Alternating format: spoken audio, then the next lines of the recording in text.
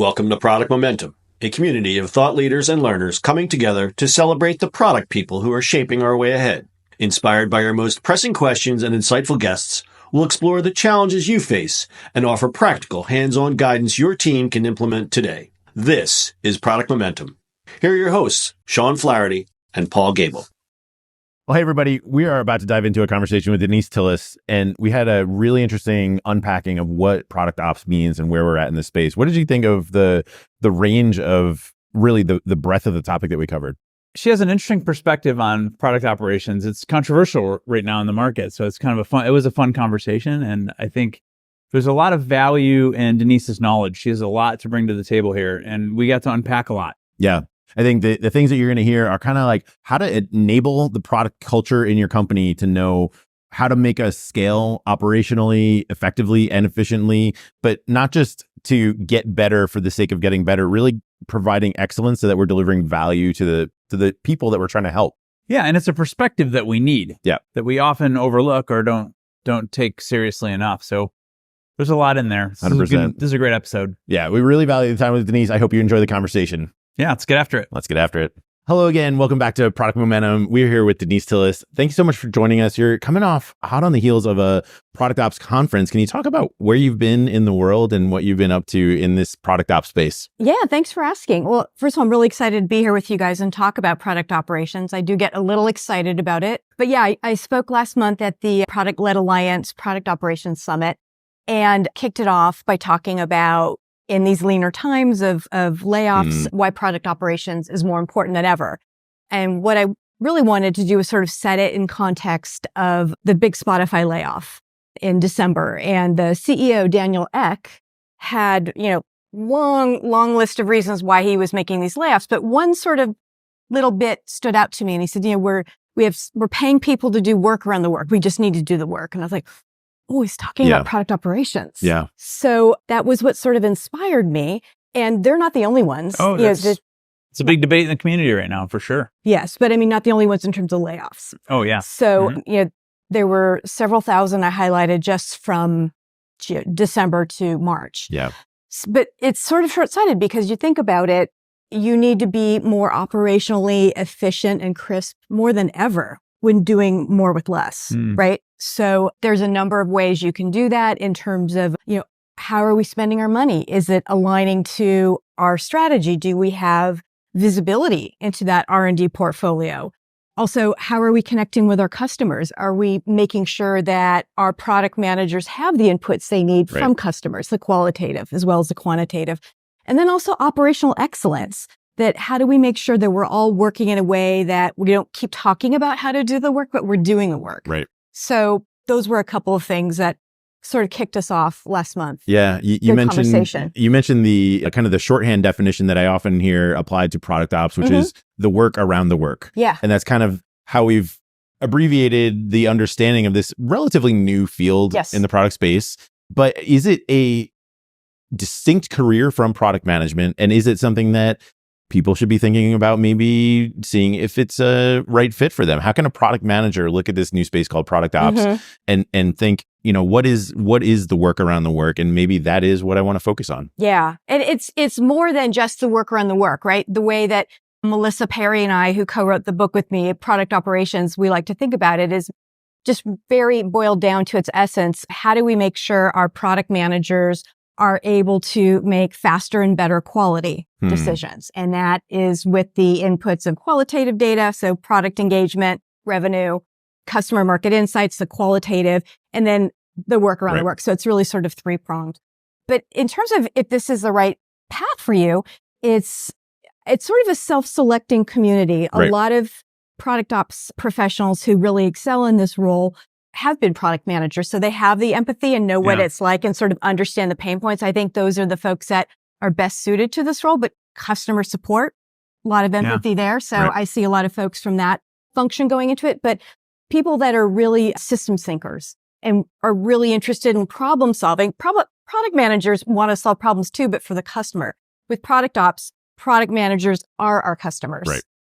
Right. Yeah. It's a great way to put it. I think that really kind of contrasts a lot of the adjacency and sort of role confusion that often, is it just another layer of management? Is it is it something that we're trying to fit in? And I think going back to operational efficiency and excellence at the same time, it's really at a sweet spot in the community's life cycle as we're kind of learning and growing as a product community, to really help people be their best product selves when they show up to work every day, right? Right. And it's about making sure the product managers have everything surrounding them to set strategy that's data informed, to be able to deliver on business goals, to be able to connect well with our stakeholders. That's what our leaders hire product managers for. It's not to sort of write a SQL script off the side of their desk because they don't have data instrumented. And I see that in a lot of companies. So it's making sure that we're actually getting what we wanted to get out of these product managers. There's a business reason behind it, and we understand what the business goals are, not just, it's about like having empathy for the business. Yeah, that's a great way of putting it. I like that.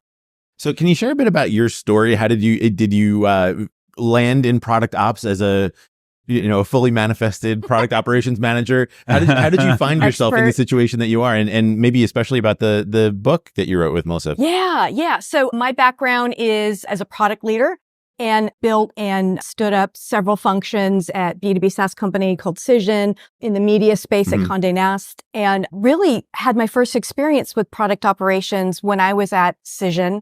My boss, the CPO, said, "Hey, what if we had a data analyst?" And I was like, "What? I don't have to do that. My team doesn't have to do that." And as we talked more about it, it was about giving the product managers leverage around better decision making. And so we hired sort of a head of strategy, a data analyst, a UX researcher, and the leverage that they gave my team was quite remarkable. We identified the possibility of an add-on product for one of our product lines.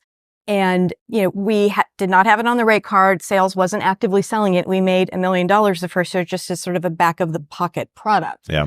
So I was bought in, but it wasn't really called product ops. Fast forward a couple years later, ended up working with Melissa Perry at her consultancy Products Labs.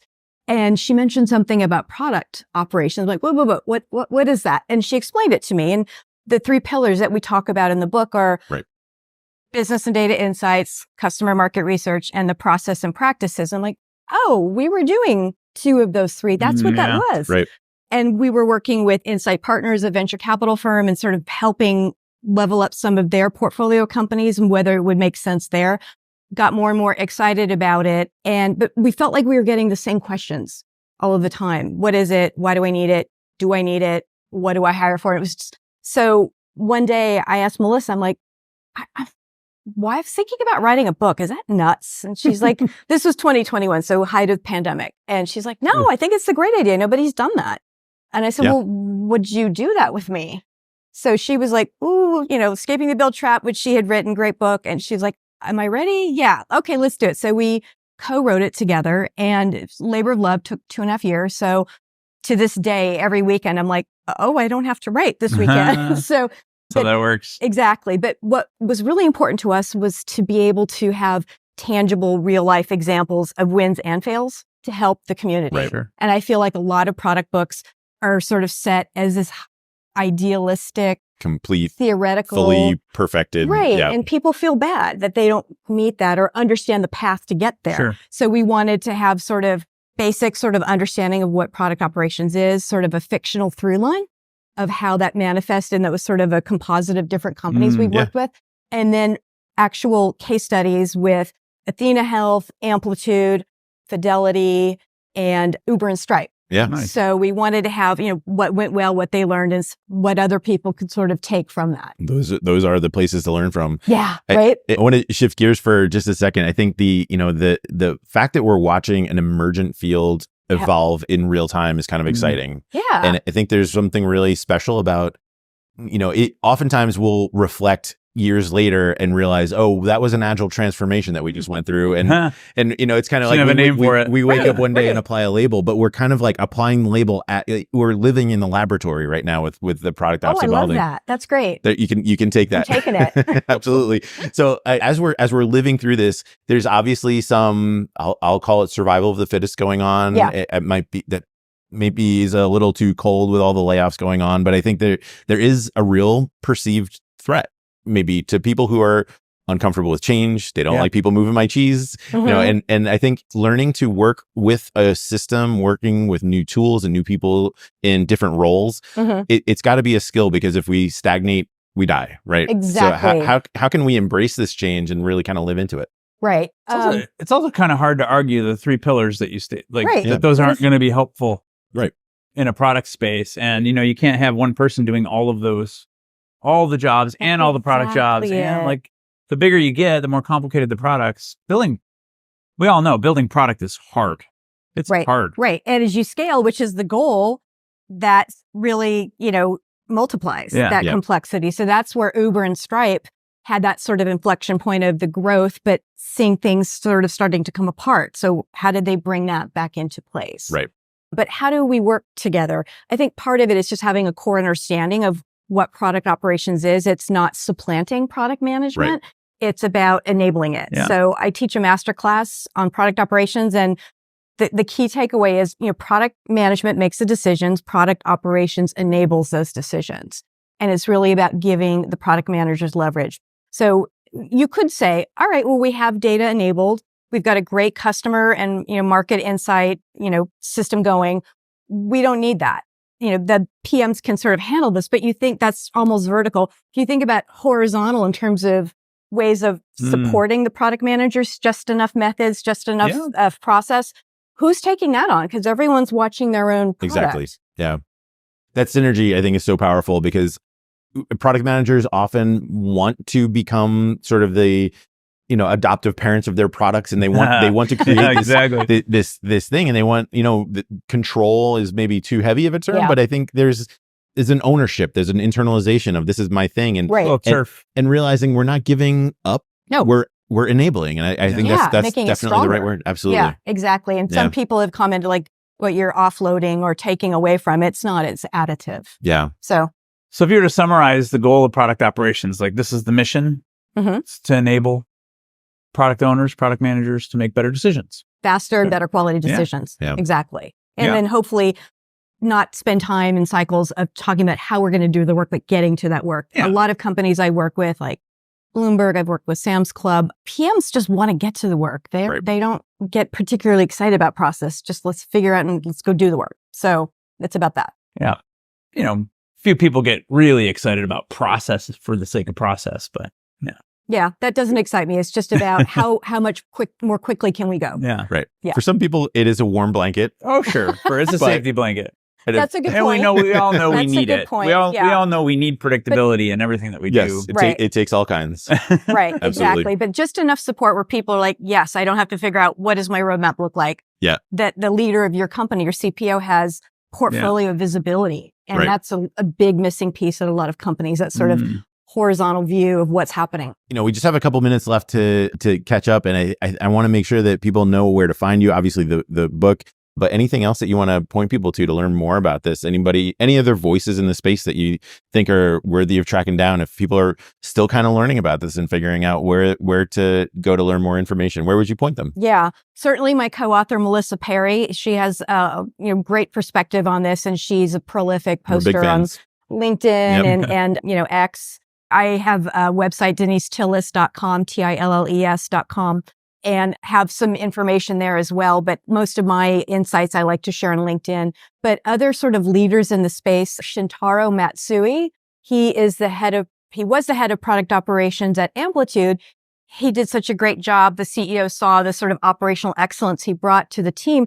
He's like, I want that across the whole company. So now he's on the leadership team for strategic excellence. So he posts a lot of great content, and a fellow by the name of Hugo Froes, Froes. He's based in Lisbon, but does a lot of great content and just has a really great perspective on product operations. So those are two I would look for. Yeah. All right. Well, thank you for joining us. It's been an exciting conversation. There's a lot of value here, I think, for product leaders everywhere. And appreciate you. Excellent. Thanks so much, guys. It's been a blast. Cheers. Thanks for taking the time. Well, that's it for today.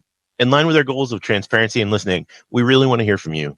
Sean and I are committed to reading every piece of feedback that we get, so please leave a comment or a rating wherever you're listening to this podcast. Not only does it help us continue to improve, but it also helps the show climb up the rankings so that we can help other listeners move, touch, and inspire the world just like you're doing. Thanks, everyone. We'll see you next episode.